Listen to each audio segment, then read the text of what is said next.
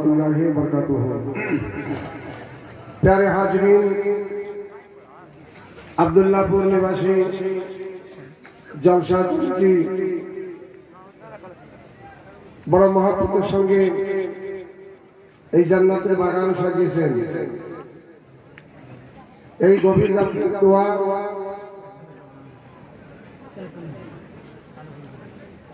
এই গভীর রাতে যে আমরা পৌঁছে গেছি, আসলেই নবীর হাদিস আমরা নিজের তকদির, নিজের ভাগ্য আলো করতে চললাম, ভালো করতে চললাম। সেই ভালোটা কি আপনাদের সম্মুখে পৌঁছাবো। মহিলাদের সম্পর্কে নবীজি সান্ত্বনা দিয়েছেন, মহিলারা তিনটে কাজ করবে জান্নাতবাসী হয়ে যাবে। সেই মহিলাদের পক্ষে তিনটে কি কি কাজ আপনাদের সম্মুখে পৌঁছাবো। তারপরে পরে শরীয়তের তিন বিধান আপনাদের সম্মুখে নিয়ে আসবো। তারপরে আমার নবী, আপনার নবী, দোজানের বাদশাহ, ইমামুল আম্বিয়া, নবীদের সরদার নবী মুহাম্মদুর রাসূলুল্লাহ সাল্লাল্লাহু আলাইহি ওয়াসাল্লামের সম্পর্কে আপন তো আপন গায়েব ধর্মের কিতাবের ভিতরে, সনাতন ধর্মের কিতাবের ভিতরে 31 জায়গা লিপিবদ্ধ প্রমাণ হয়েছে, আপনাদের সম্মুখে নিয়ে আসবো। কি ভাই, আপনাদের শোনার টাইম আছে? শোনার টাইম আছে? একটু হাত তুলে বলে দেন কাদের কাদের টাইম নাই, কাদের কাদের টাইম নাই। আসলে রাত বেশি হয়ে গিয়েছে, হেলমেট কাজ করে না। যে হাতটা সাক্ষী দিয়েছেন অতি মায়ের হাত, অতি মহব্বতের হাত। মাশাআল্লাহ, সুবহানাল্লাহ। এই গত কয়েকদিন আগে দীঘাতে প্রোগ্রাম করে আসলাম, পশ্চিম মেদিনীপুর।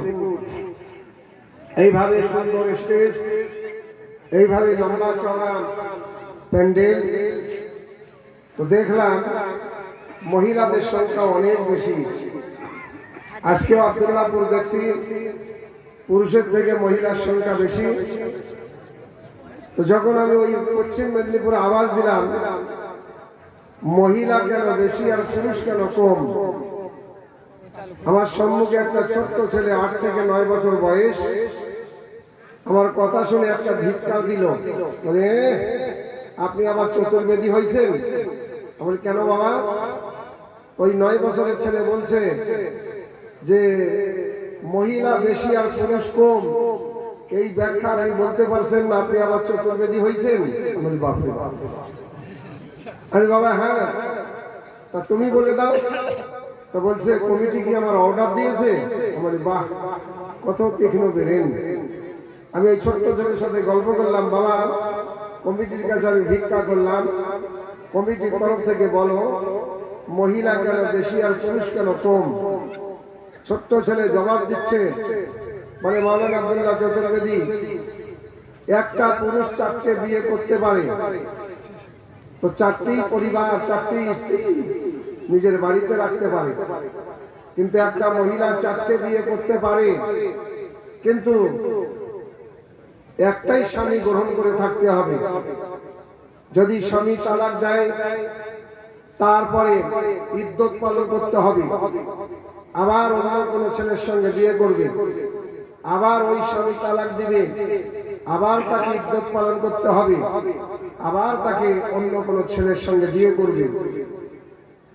এইভাবে সংসার করতে করতে যদি স্বামী মারা যায়, ওই স্বামী মারা যাবার পরেও মহিলাকে ইদ্যত পালন করতে হবে।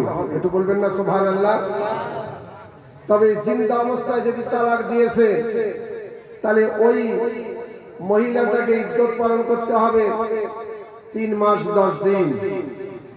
জিন্দা অবস্থায় তালাক দিয়েছে, ওর জন্য ইদ্যত পালন 3 মাস 10 দিন। সেই 3 মাস 10 দিন কি করতে হবে আপনাদের সম্মুখে নিয়ে আসবো। আর ঘর সংসার করতে করতে যদি স্বামী মারা গিয়েছে, তো মারা যাওয়ার পরে ওর ইদ্যত পালন করতে হবে 4 মাস 10 দিন। মারা যাওয়ার পরে 4 মাস 10 দিন ইদ্যত পালন করতে হবে। তো সেটা কি একটু আপনাদের শোনাবো।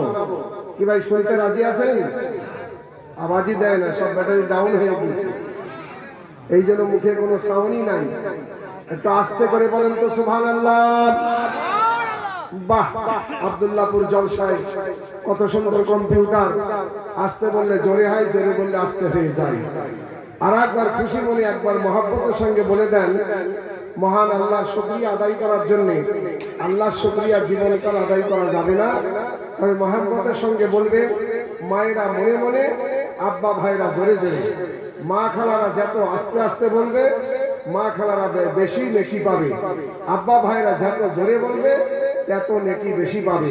একটু আস্তে করে মহব্বতের সঙ্গে বলেন তো আমার আব্বা ভাইরা সুবহানাল্লাহ, আলহামদুলিল্লাহি রাব্বিল আলামিন। আর সামনে দেখতেছি যেন সেই আপনার দক্ষিণ দিনাজপুর মহিপালে জলসা করি, বাংলাদেশের বর্ডার, সেই বিন্দুলে জলসা করি উত্তর দিনাজপুর বাংলাদেশের বর্ডার, সেই ত্রিপুরাতে জলসা করি সামনে বাংলাদেশের বর্ডার, আপনার আব্দুল্লাহপুর এই যে পুরুষের বসার সামনে যে সমস্ত দাঁড়িয়ে আছে ওটাই কি বাংলাদেশের বর্ডার নাকি? ওরা বর্ডারের মতো খাম্বা খাম্বা হয়ে আছে। যাই হোক, ভেতরে যদি বসে খুব ভালো হবে।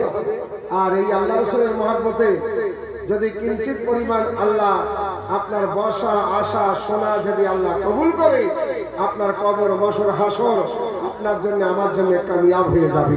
একটু খুশি মনে বলে দেই সুবহানাল্লাহ। তো ছেলেটা বলতেছে যে ওই মহিলাটা বিয়ে করবে চারটে, কিন্তু স্বামী একটাই গ্রহণ করে থাকতে হবে। আর পুরুষ বিয়ে করবে পরপর চারটে বিয়ে করবে, তো চারটেই স্ত্রী পুরুষ নিজের বাড়িতে রাখতে পারে। তো মনে করেন কারণ বিশেষ 10টা পুরুষ চারটে করে বিয়ে করেছে, 10টা পুরুষ চারটে করে বিয়ে করেছে, তো 10টা পুরুষ একদিকে আর 10টা পুরুষের স্ত্রী চারটে করে অপর দিকে, পুরুষ করা হবে 10টা, আর 10টা পুরুষের চারটে করে স্ত্রী অপর দিকে করা হবে 39টা 40টা। পুরুষের সংখ্যা কম হয়ে যাবে, মহিলার সংখ্যা বেশি হবে। আমি বললাম বাবা তুমি খুব সুন্দর বলেছ, সেই পশ্চিম মেদিনীপুর 9 বছরের ছেলে। আমি বললাম বাবা তুমি খুব সুন্দর বলেছ, কিন্তু তুমি জানো কি করে? তো ছেলেটা বলতেছে জানবো না, আমার আব্বা 13টা বিয়ে করেছে। কথা বুঝতে পারেননি? বাবু দেখে যাচ্ছি না আমার সোনা মুখমা খেলা, আজকে আব্দুল্লাহপুর শুনে যাও রাতের বেলা আপনার স্বামী যদি আপনাকে ছেড়ে দেয়, আপনার স্বামীর জন্য আপনাকে 3 মাস 10 দিন ইদ্দত পালন করতে হবে। ওই স্বামীর কতটা সম্মান, ওই স্বামীর কতটা মর্তবা। তারপরে যদি আপনি স্বামীর সঙ্গে ঘর সংসার নিবাসছেন, ঘর সংসার করতে করতে আপনার স্বামী যদি মারা যায়, ওই মারা যাওয়া স্বামীর ঘরে আপনাকে একদিন না 2 দিন না, আপনাকে 4 মাস 10 দিন ইদ্দত পালন করতে হবে। মারা গেলে 4 মাস 10 দিন, আর যদি এমনি জিন্দাতে আপনাকে ছেড়ে দেয় তাহলে 3 মাস 10 দিন আপনাকে ইদ্দত পালন করতে হবে। এই ইদ্দত কাকে বলে, সেই পালনটা কি একটু আপনাদের শোনাবো। কি ভাই টাইম আছে? শুধু হু হু করে গজল শুনে যাচ্ছে, এপাকে ওপাকে এপাকে ওপাকে ফাতেমা, এপাকে ওপাকে হাসান হোসেন। শুনতে শুনতে আপনারা 2 ঘন্টা কয়েক ঘন্টা পার করে দিলেন, কোনো মশলা একটা হাল হলো না। আমার আব্বা আজানের দিকে যাচ্ছে না, একটুখানি আপনাদের সম্মুখে নিয়ে আসি। কি ভাই শোনার টাইম আছে না? একটা হাত তুলে বলেন কাদের কাদের টাইম নাই, কাদের কাদের টাইম নাই। আসলেই তো টাইম নাই, শুধু আপনাদের মানে ঘুমটা ভাঙার জন্য একটু এই আওয়াজটা দিলাম। তবে আপনাদের এই মহল দেখে আমার খুব ভালো লাগতেছে। মাওলানা মাসুদ আলম রিজভী সাহেব আজ থেকে কয় মাস আগে আমাকে দাওয়াত করলেন। ওনার দাওয়াতকে এক চান্সে ওনার নাম শুনে, ওনার সুন্দর কথা মধুর বচন আওয়াজ শুনে আমি আব্দুল্লাহ চতুর্বেদী আব্দুল্লাহপুরে আমি জলসাকে কবুল করেছি। কি আপনারা খুশি না? কিন্তু সুবহানাল্লাহ বলবেন না? ও বলছে বাচ্চা যতক্ষণ না কান্না করে ততক্ষণ মা দুধ দেয় না। আব্দুল্লাহ চতুর্বেদী আব্দুল্লাহ চতুর্বেদী সুবহানাল্লাহ বলতে না বললে সুবহানাল্লাহ কেউ বলে না, তবে খুশি মনে বলে দেয় আলহামদুলিল্লাহ। নামাদুহু ওয়া নুসাল্লি আলা রাসূলিল কারীম, আম্মা বাদ। আউযু বিল্লাহি মিনাশ শাইতানির রাজীম। বিসমিল্লাহির রাহমানির রাহিম। آلاء ربكما تكذبان خلق الإنسان من صلصال كالفخار وخلق الجن من مارد من نار فبأي آلاء ربكما تكذبان صدق الله العظيم وصدق الله مولانا النبي الكريم এরপরে অথর্ববেদ ধর্ম সম্পর্কে ঋষিমালি লিখেছে ধর্মের পরিচয় কি, ধর্মের মনোবেদ কি, ধর্মের আসল ঠিকানা কোথায়, ধর্ম কাকে বলা হয়। অথর্ববেদ পৃষ্ঠা নম্বর 555 ভিতরে লিপিবদ্ধ প্রমাণ হয়েছে।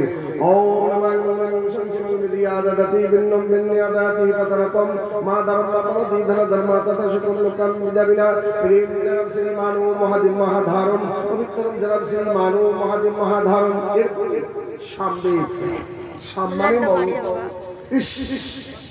মৌত এমন একটা বস্তু, মৌত এমন একটা জিনিস, না কাউকে ছেড়েছে না কাউকে ছাড়বে।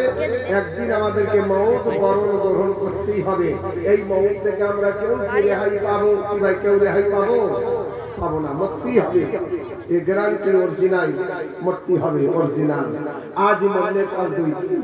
আমার বাজার এই ঘর মাকান যা কিছু আমরা তৈরি করেছি, একতলা দুতলা বিল্ডিং, এই আমাদের পক্ষে নকল ঘর। আমাদের আসল ঘর কবর, যেখানে হবে আপনার আমার খাঁটি খবর, তার নাম হলো কবর। ওখানে কোনো ঘুষ চলবে না, ওখানে কোনো আপনার দালালি চলবে না, ওখানে সঠিক খবর আপনার কাছে হবে, তার নাম হলো কবর। সেখানে হবে আমাদের খাঁটি খবর।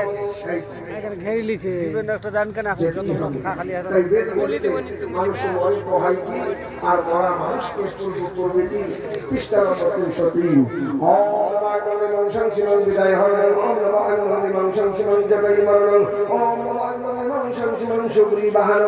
আপনারা মনে মনে করতেছেন আব্দুল্লাহ চতুর্বেদী কোন কোন ভাষা তুই পড়িস, তুই পড়িস, তুই বুঝিস, আমরা তো বুঝতেই পারছি না। তবে তরজমা মানে আপনাদের সম্মুখে নিয়ে আসবো, আপনার প্রাণ ঠান্ডা হবে, আপনার মন খুব খুশি হবে। আমার বাজান এই বেদের তরজমা আপনাদের সম্মুখে নিয়ে আসবো। এরপরে অজুর্বেদ ঋষিগণী লিখেছে, আমি মালিক কেমন করে চিনব, মহাপ্রভুর আমরা পূজা কিভাবে দিব। বাবা আম মুসলমান, আজকে আব্দুল্লাহপুর জলসা মাওলানা এসছে, হাফেজ এসছে, ওলমা এসছে, অনেক অনেক আলেম ওলমা চলে এসছে, পীর সাহেব এসছে, সমস্ত আপনার বিশ্বের মুসলমান পৌঁছে গেছে। যাওয়ার পরে বলে, ও জগতের মাওলানা, ও চতুর্বেদী বলে দাও আমরা মহান আল্লাহকে কেমন করে চিনব, আর মহান আল্লাহ পাকের ইবাদত আমরা কোন তরিকাতে করব। না না না, কোন তরিকাতে আল্লাহ পাকের ইবাদত হবে না। বাপ আদম থেকে নিয়ে মুসা, মুসা থেকে নিয়ে ঈসা, ঈসা থেকে নিয়ে দাউদ পয়গম্বর, আল্লাহ পাক 1,02,24,000 পয়গম্বর দুনিয়ার বুকে পাঠিয়ে দিয়েছে, কিন্তু কোন নবীর তরিকাতে আল্লাহর ইবাদত হবে না, আল্লাহর ইবাদত হবে না, আল্লাহর নামাজ হবে না। একমাত্র মুসলমান তোমাদের ইবাদত হবে, তিনি হলেন নবীদের সর্দার, ইমামুল আম্বিয়া, নবী মুহাম্মদুর রাসূলুল্লাহ, বিশ্ব নবী মুহাম্মদ সাল্লাল্লাহু আলাইহি তরিকাতে নামাজ পড়লে, ইবাদত করলে, ও মুসলমান তুমি গ্যারান্টি জান্নাতবাসী হয়ে যাবে।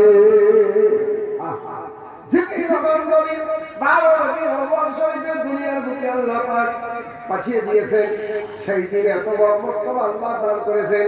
আমার আল্লাহ পাক বলে, সমস্ত নবীদের জামানায় নামাজ রেখেছিলাম, কিন্তু যেখানে নামাজ পড়বো ওইখানে পড়তে হবে। কিন্তু একমাত্র উম্মতে মুহাম্মাদীর এই মর্যাদা দেওয়া হয়েছে, উম্মতে মুহাম্মাদীকেই আপনার মর্তবা দেওয়া হয়েছে।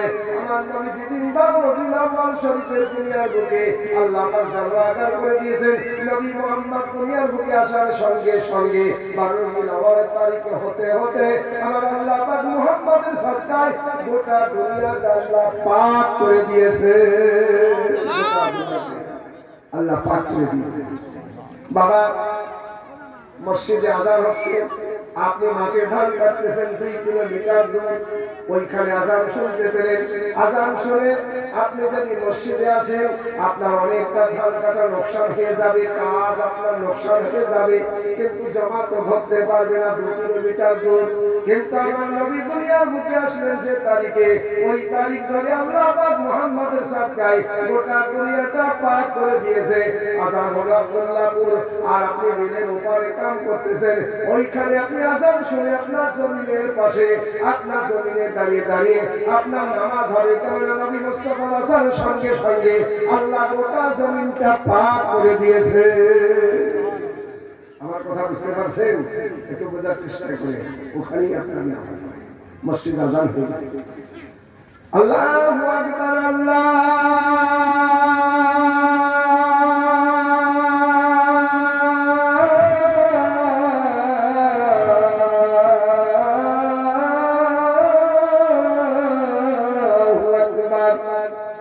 আপনাদের কষ্ট হইতেছে নাকি? মনে হচ্ছে কষ্ট হয়েছে। আমি আল্লাহ চূড়ান্ত শব্দ শোনাচ্ছিলাম, আর মনে করলাম কেউ না কেউ সুবহানাল্লাহ বলবি। যখন কেউ সুবহানাল্লাহ বলে না, আমি হাতটা উপর দিয়ে ইশারা করলাম, মনে করলাম এইবারে সুবহানাল্লাহ আপনারা বলবেন, তাও কেউ সুবহানাল্লাহ বলে না। আপনাদের মহল ভালো লাগছে, খুশি মনে বলে দেই সুবহানাল্লাহ। আমার সোনা রুকমা খালা আজকে শুনে যাও, আব্দুল্লাহপুর রাতের বেলা মায়েরা বলে জলসা শুনতে গিয়ে কি লাভ হবে? ওই তো নামাজের কথা বলবে, রোজার কথা বলবে, হজের কথা বলবে, কি হবে গিয়ে? আমার শুনে তো লম্বা যান, আপনি যখন মসজিদে আজান শুনতে পেলেন, ওই আজান শোনার সঙ্গে সঙ্গে মা যদি শরীরটা পর্দা করে আর আপনার আঁচল দিয়ে হালকা করে যদি মাথায় কাপড় দেয়, এই মাথায় কাপড় দিয়ে যদি মহিলা আজান শ্রবণ করে, 5 ওয়াক্ত আজান এই মাথায় কাপড় দিয়ে আর যদি আজান শ্রবণ করে, ওই মহিলার পক্ষে মাথায় কাপড় দেওয়ার কারণে ওই মহিলার পক্ষে 70,000 ফেরেশতা দুনিয়াতে নাযিল হয়ে যায়। সেই 70,000 ফেরেশতা মহিলাকে কি বলে একটু আপনাদের শোনাবো। কি ভাই শোনার টাইম আছে না? মাশাআল্লাহ আছে। এই দেখেন, একটা জলসায় নানার নাতি পৌঁছে গেছে। আপনি বলেন তো, নানা চালাক না নাতি চালাক? নাতি চালাক। কেউ বলে নাতি চালাক, কেউ বলে নানা চালাক। নাতি বুদ্ধির চালাক। জলসা শুনতে গিয়েছে তো মাওলানা ওয়াজ করলেন, বাবা মহিলাদের পর্দা, মাথার চুল থেকে নিয়ে পায়ের নখ পর্যন্ত পর্দা করতে হবে। আর পুরুষের পর্দা এই নাভি থেকে নিয়ে হাঁটুর নিচা পর্যন্ত কাপড় রাখতে হবে। এটা সুন্নাত। ধান কাটবে, আলু লাগাবে, বেগুন লাগাবে, পাট লাগাবে, সমস্ত চাষবাস করবে, গাড়ি চালাবে, দোকান চালাবে, সমস্ত কাজগুলো পুরুষ করবে। কিন্তু কাপড় আপনার নাভি থেকে নিয়ে হাঁটুর নিচায় থাকবে। এই হাঁটুর নিচায় কাপড় রেখে যদি চাষ করে, ওই চারিপাশে আমার আল্লাহ পাক গায়বী রহমত নাযিল করে দিবে। কিন্তু এখনকার দাদারা, চাচারা, নানারা মাঠে কাম করে আর পুরো লুঙ্গিটাকে সামটে একেবারে এপার থেকে এপার লেংটি মেরে দেয়, মাজা দিয়ে বর্ডার, এটাও ফাঁকা এটাও ফাঁকা। আমার মনে হয় এটা হলো ইন্ডিয়া, এটা বাংলাদেশ। পুরুষের পর্দাই শেষ। কথা বুঝতে পারেননি? আমার বাবু দিকে যাচ্ছি না, গেলে তো সময় লাগে। আমার মা একটুখানি আপনাদের সম্মুখে নিয়ে আসে। মা, আপনি যদি মাথায় কাপড় দিয়ে আজান শোনেন, ওই আজান আপনার শরীরটা পর্দা করে আর মাথায় কাপড় দিয়ে আজান শুনলে ওই মহিলার পক্ষে 70,000 ফেরেশতা দুনিয়াতে নাযিল হয়ে যায়। আর 70,000 ফেরেশতা চোখের পানি ফেলে ফেলে আল্লাহর দরবারে দোয়া করে, আল্লাহ তোমার বান্দি কত না মহব্বতের সঙ্গে এই চূড়ান্ত শব্দ আজান কত না পর্দার সঙ্গে শ্রবণ করেছে। এই আজান পর্দার সঙ্গে শ্রবণ করার কারণে আমরা 70,000 ফেরেশতা চাই এই মহিলার পক্ষে এর জীবনের সমস্ত গুনাহ খাতা মাফ করে দাও। কিন্তু এই আজান যখন হয় সব কিছু বন্ধ করে দিতে হয়। যখন আজান হয় সালাম দেওয়া যাবে না, কাজ করা যাবে না, দোকান চালানো যাবে না, কোনো কাম করা যাবে না। যখন আজান হয় ওই সময় সব কিছু বন্ধ করে দিতে হবে। এমনকি যদি কোরআন তেলাওয়াত করেন, নবী আমার বলেন, আল্লাহ চূড়ান্ত শব্দ আজান হচ্ছে, তোমরা কোরআন শরীফটাকে মহব্বতের সঙ্গে বন্ধ করে নাও। বলবেন না সুবহানাল্লাহ? এই কোরআন বন্ধ করার কথা হয়েছে তাহলে যদি কোনো মহিলা ঝগড়া করে আজান হলে ঝগড়া বন্ধ করতে হয় না, কি বলেন? ঝগড়া বন্ধ করতে হয় না। কিন্তু অনেক মহিলা দেখা যায় মসজিদের পাশে বাড়ি, মুয়াজ্জিন আজান দিচ্ছে আর মহিলা ঝগড়া চালাচ্ছে। কথা বুঝতে পারেননি? আপনার আব্দুল্লাহপুরের কথা বলছি না, বীরভূমের কথা বলছি না। আমার আসাম গুয়াহাটিতে এরকম অনেক জায়গায় ভাব দেখি, আমার আজান বন্ধ, আজান যখন হয় সবকিছু বন্ধ করে দিতে হয়, কিন্তু একটা কাজ বন্ধ করতে হয় না, একটা কাজ চালু দিতে দেওয়া যায়। সেটা কি কাজ শুনবেন নাকি? তো 2 লাখ টাকা চাঁদা দিয়ে দেন না, আজকে আমার কালেকশন করতে হবে না, আমার পূর্বে কালেকশন হয়ে গেছে। খুব আপনাদের সঙ্গে আলোচনা করতে চললাম। সব কিছু বন্ধ করে দিতে হবে, সব কিছু বন্ধ করে দিতে হবে। গল্প বন্ধ করে দাও, কোরআন শরীফ বন্ধ করে দাও, বাবা সালাম বন্ধ করে দাও, সব কিছু বন্ধ করতে হবে। আমার নবী বলেন না না না, যখন আজান হবে ওই সময় একটা কাজ করা যাবে, একটা কাজ জায়েজ আছে। আজান আপনার হচ্ছে আর আপনার খাবার তৈরি হয়ে গিয়েছে, আপনার কাছে খাবার চলে এসছে, আপনার কাছে ভাত চলে এসছে, কিন্তু আজান হচ্ছে। আমার নবী বলে আজান হতে থাকুক, কিন্তু তুমি খাবার চালু করে দাও। একটু বলবেন না সুবহানাল্লাহ? খাও, পেট ভরে মন ভরে অন্তর ভরে খাও। যদি খাবার খেয়ে তোমার অন্তর যদি ঠান্ডা হয়, তোমার অন্তর যদি খুশি হয়, তোমার অন্তর খুশি হওয়ার কারণে আমার আল্লাহ পাকের ইবাদত করবে, তোমার মধ্যে আর কোনো ধুকচুক খেলবে না, তোমার মনটা শান্তি হয়ে গিয়েছে, তোমার কোরআন ঠান্ডা হয়ে গিয়েছে, এত অতি মহব্বতের সঙ্গে তুমি আমার আল্লাহর ইবাদত করো। জোরে জোরে বলি সুবহানাল্লাহ। সেই বলছে ও ভগবান নবী মানুষ ব্রহ্ম এই পুরুলিয়া জেলা ব্যবসা করতে গেছি, ওই জেলায় যথেষ্ট ব্রাহ্মণ পণ্ডিত বক্তব্য করতে করতে আমাকে একটা রুক্কা দিয়েছে। রুক্কা মানে চিঠি দিয়েছে। বলছে হুজুর, আমার পুরুলিয়া জেলাতে যথেষ্ট ব্রাহ্মণ পণ্ডিত এসেছে, কেন? চতুর্বেদী মানে বেদ পড়বে, চতুর্বেদী মানে বেদ আলোচনা করবে, চতুর্বেদী মানে বেদ তর্জমা করবে, তাই আপনি বেদ সম্পর্কে বেশি করে একটু করে আলোচনা রাখবেন। ব্রাহ্মণ পণ্ডিত বেদ শুনলে তারা বড় সন্তুষ্ট হবে। ঠিক আছে, রূপকথা রেখে দিলাম। সুবহানাল্লাহ। আপনারাও সেই সুন্দর প্যান্ডেল করেছেন, দেখার মতো। পুরুলিয়া জেলায় এইরকম প্যান্ডেলের দিকে তাকাতে থাকলাম, আর উপর দিকে তাকিয়ে তাকিয়ে প্যান্ডেল দেখতে দেখতে, সৌন্দর্য দেখতে দেখতে আমি উপর দিকে চেয়ে চেয়ে বেদ করতে লাগলাম।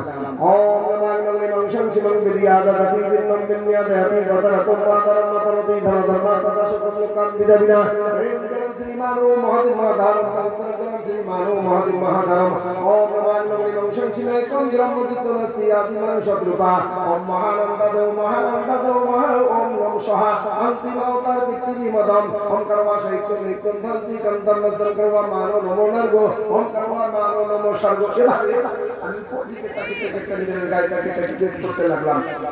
এরকম ভাবে আপনাদের প্যান্ডেলের স্টেজের বাম সাইডে ফাঁকা আছে, ডান সাইডেও ফাঁকা আছে, এই ভাবেই ফাঁকা ছিল। সুবহানাল্লাহ। জবাব নামে সুবহানাল্লাহ 500 টাকা দিয়ে গেছে। আমি মুসাফির মানুষ, এই আপনার 8-900 কিলোমিটার রাস্তা সফর করে আসা অনেক কষ্ট। নবী বলেছে মুসাফিরের দোয়া আল্লাহর দরবারে কবুল হয়ে যায়, এতিমের দোয়া আল্লাহর দরবারে কবুল হয়ে যায়। আল্লাহ যে মকসদ দিয়ে 500 টাকা দিয়েছে, আল্লাহ সেই মকসদকে আল্লাহ পূরণ করে দাও, এবং তার আত্মীয়-স্বজন যারা কবরে শুয়ে আছে তাদের কবরে খোদা তুমি জান্নাতের ফুলের বাগান বানিয়ে দাও, কবরকে সুন্দর জান্নাতের ঘর তৈরি করে দাও। সকলে বলি আল্লাহুম্মা আমিন। সবাই বলি লা ইলাহা ইল্লাল্লাহু মুহাম্মাদুর রাসূলুল্লাহ। বাবা ও সোনার চাই মধুমাখা মুসলমান ভাই, আমরাও মারা যাব বাবা, আমরা দুনিয়াতে সালাম দেই, আমাদের সালাম খুব শর্টে শর্টে মুসলমানের সঙ্গে দেখা হলে সালাম আসসালামু আলাইকুম জবাব দিবেন না? ওয়ালাইকুম আসসালাম। সালাম করা সুন্নাত, সালামের জবাব দেওয়া ওয়াজিব। আমি যদি সালাম না করি গুনাহগার না, কিন্তু সালাম শুনে আর যদি জবাব না দেন তো আপনি গুনাহগার। একটু আওয়াজ দেন না, আসসালামু আলাইকুম। ওয়ালাইকুম আসসালাম। হয়ে গেল, এই আমাদের সালাম। আর কবরস্থানে গেলে আপনার কবরস্থানের সালাম অনেক লম্বা। আসসালামু আলাইকুম ইয়া আহলাল কুবুরে ওয়া আনতুম সালাফুনা বিল আসা। এতটা লম্বা সালাম, এই সালাম কিন্তু সমস্ত কবরবাসী আপনার শুনতে পায়, তারা শুনতে পায়। আবার আপনার সালামের জবাব কিন্তু কবরবাসী আপনাকে দেয়। আমাদের সালাম ওরা শুনতে পায়, জবাব দেয়, কিন্তু ওদের জবাব শুনতে গেলে আমাদের কাজ করতে লাগে। সেই কাজ আমরা করতে পারি না, যার কারণে কবরবাসীর সালাম আমরা কানে শুনতে পাই না। কিন্তু আল্লাহর মহান ওলি, আল্লাহর বড় বড় ওলিগণ, তারা কবরের সালাম শুনেছে। জোরে জোরে বলে দেই সুবহানাল্লাহ। খাজায় খাজা আজমির সঙ্গীতি সুবহানাল্লাহ। খাজা বাবার দরবারে বড় বড় মুফতিয়ান সালাম দিয়েছে, ওই খাজা বাবার সালামের জবাব তারা নিজের কানে শুনেছে। জোরে জোরে বলে দেই সুবহানাল্লাহ। কবরে তারা আশা লাগিয়ে আছে, আমার গোষ্ঠী খানদান যারা আসে তারা যদি আমার নামে কিছু দান দিয়ে মাওলানার কাছে দোয়া করায়, এই দানের ওসিলায় দোয়া করার বরকতে আল্লাহ পাক আমাদের কবরের আযাবকে হালকা করে দেয়। একটু বলবেন না সুবহানাল্লাহ। বাবু দিকে যাচ্ছিলাম, গেলে অনেকটা সময় লেগে যায়, যেটা আপনাদের সম্মুখে আনতে চাচ্ছিলাম। ও বাবা, ও সোনার চাল মুসলমান ভাই, কত সুন্দর করে আপনার ওই পুরুলিয়া জেলাতে সাইডে প্রায় 1.5 থেকে 200 পণ্ডিত, ডান সাইডে প্রায় 2.5 থেকে 300 পণ্ডিত, তারা এসে গুনগুন করতেছে আর কাপড়ে প্যান্ডেলের গায়ের দিকে তাকিয়ে আছে। আর ওরা আবার দিচ্ছে, এই চতুর্বেদী খুব চালাক চতুর্বেদী আব্দুল্লাহ চতুর্বেদী আজকে আমাদের পুরুলিয়া জেলাতে ধরা পড়বে। কি স্টেজে ওঠার আগে কমিটির সাথে সেটিং করে সমস্ত বেদগুলো প্যান্ডেলে কাপড়ের গায়ে দিকে সেটিং করে দিয়েছে। আর ওই প্যান্ডেলে কাপড়ের দিকে তাকায় আর বেদ করে করে ধরাম করে পার করতেছে। দেখে আর রাত বেদ করলেও তো শেষ হবে না। আপনারা বুঝতে পেরেছেন? দেখে দেখে করতেছে, কাপড়ের প্যান্ডেলের গায়ে সেটিং করে দিয়েছে। কিন্তু গ্রামের সামনে দেখতে দেখতে বাবা 5 মিনিট পার হয়ে যায়, 10 মিনিট পার হয়ে যায়, 15 মিনিট পার হয়ে যায়, বাবা আধা ঘন্টা পার হয়ে যায়। কিন্তু দেখতে দেখতে প্যান্ডেল দেখতে দেখতে গর্দানি গলাতে ব্যথা হয়ে যায়। কিন্তু কাপড়ে প্যান্ডেলের গায়ে কোন জায়গায় কিঞ্চিত পরিমাণ বেদে লেখা নাই। পণ্ডিত গুলো আবার দেয়, না না না, এই চতুর্বেদী আব্দুল্লাহ বড় পুরানো চতুর্বেদী। এই চতুর্বেদীর অন্তরের মধ্যে সমস্ত বেদ গুলো ভরা আছে। এ হলো চতুর্বেদী আব্দুল্লাহ বেদের পাগল। চতুর্বেদী আব্দুল্লাহ বেদের পাগল।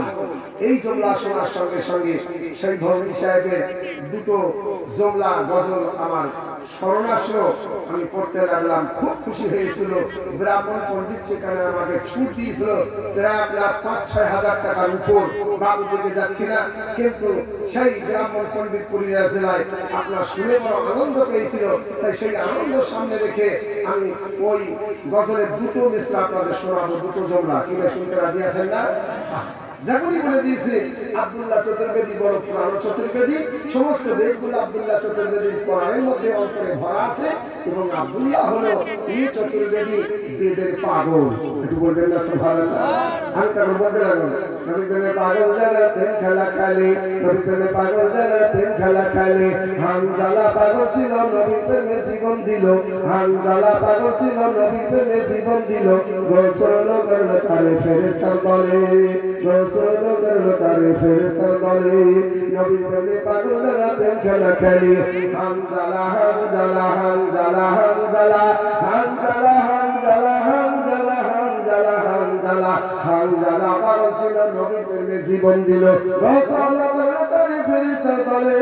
নবী প্রেমে পাগল যারা প্রেম খেলা খেলে। পাগল ছিল আবু বকর, পাগল ছিল আবু বকর, প্রেম দরিয়া দিল সাঁতার। পাগল ছিল আবু বকর, প্রেম দরিয়া দিল সাঁতার। হাসর মিজার পাড়ি দিবে সেই প্রেমেরই বলে। নবী প্রেমে পাগল যারা প্রেম খেলা খেলে। আপনাদের অসুবিধা হচ্ছে নাকি? না, কেউ সুবহানাল্লাহ বলে না, অথচ আপনাদের অসুবিধা হয় না। বাবা দিকে যাচ্ছে না, একটুখানি আপনাদের সম্মুখে নিয়ে আসি ঋগ্বেদ সভা নম্বর 282। কি আশ্চর্য কাণ্ড, কি আজবা খবর, সনাতন ধর্মের কিতাব আর আমার নবী মুহাম্মদের প্রশংসা। বলবেন না সুবহানাল্লাহ? আচ্ছা, এখন বলতে বলতে আপনারা ক্লান্ত হয়ে গিয়েছেন, আজকে না হলে কালকে সুবহানাল্লাহ বলবেন। আজকে একটু আরাম করেন। ও বাবা ঋগ্বেদ সভা নম্বর 282, আল্লাহ সুবহানাল্লাহ খবর অন্তরে চলে আসে। আসে আর আপনার অন্তরটা যেন কেঁপে ওঠে। আল্লাহু আকবার।